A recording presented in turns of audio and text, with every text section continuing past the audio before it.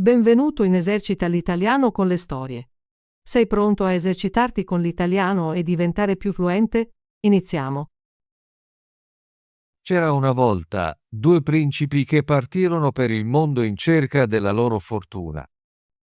Tuttavia, presto iniziarono a vivere in modo sciocco e persero tutti i loro soldi, così non poterono tornare a casa.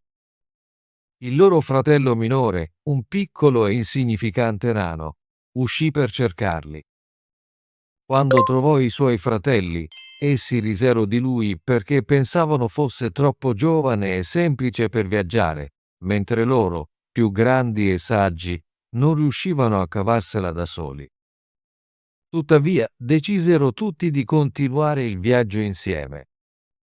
Alla fine si imbattono in un formicaio. I due fratelli maggiori volevano distruggerlo per vedere come le formiche si sarebbero messe a correre impaurite portando via le loro uova. Ma il piccolo nano disse: «Lasciate che le povere formiche godano delle loro vite. Non vi permetterò di disturbarle». Proseguirono e presto raggiunsero un lago pieno di anatre che nuotavano felici. I due fratelli volevano catturarne un paio per arrostirle a cena. Ma il nano disse: «Lasciate che le anatre godano delle loro vite. Non le farete del male».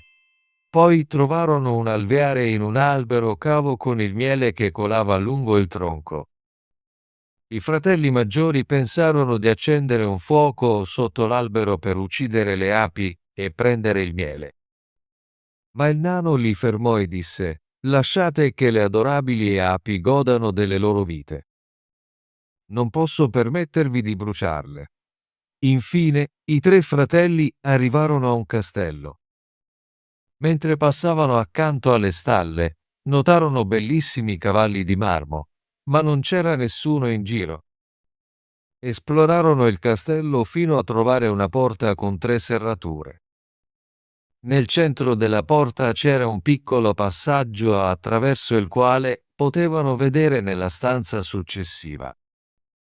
Lì avvistarono un vecchio uomo grigio seduto a un tavolo. Lo chiamarono più volte, ma lui non li sentì. Dopo aver richiamato la sua attenzione, si alzò e venne a incontrarli. Non disse nulla, ma li portò a un bel tavolo imbandito con cibo delizioso. Dopo aver mangiato e bevuto, mostrò a ciascuno di loro una camera da letto. La mattina seguente, portò il fratello maggiore a un tavolo di marmo dove c'erano 3 tavolette. Queste tavolette contenevano le istruzioni per rompere l'incantesimo sul castello. La prima tavoletta diceva: «Nel bosco, sotto il muschio, giacciono 1000 perle appartenenti alla principessa. Devono tutte essere trovate. Se anche una sola mancasse entro il tramonto, colui che le cerca si trasformerà in marmo». Il fratello maggiore partì per trovare le perle tutto il giorno, ma alla sera non ne aveva trovata nemmeno una centinaio. Di conseguenza si trasformò in pietra proprio come aveva detto la tavoletta. Il giorno dopo anche il secondo fratello cercò di completare il compito, ma non andò meglio del primo. Trovò solo un'altra centinaio di perle, così anche lui si trasformò in pietra. Infine, toccò al piccolo nano. Guardò sotto il muschio, ma era molto difficile trovare le perle e si stancò. Si sedette su una pietra e pianse. Mentre era seduto lì, il re delle formiche, che lui aveva salvato, venne ad aiutarlo, portando con sé 5.000 formiche. In poco tempo avevano trovato tutte le perle e le avevano accumulate. La seconda tavoletta diceva: «La chiave della camera da letto della principessa deve essere pescata dal lago». Quando il nano raggiunse il bordo del lago, vide le 2 anatre che aveva salvato nuotare. Esse si tuffarono sott'acqua e portarono rapidamente la chiave dal fondo. Il terzo compito era il più difficile.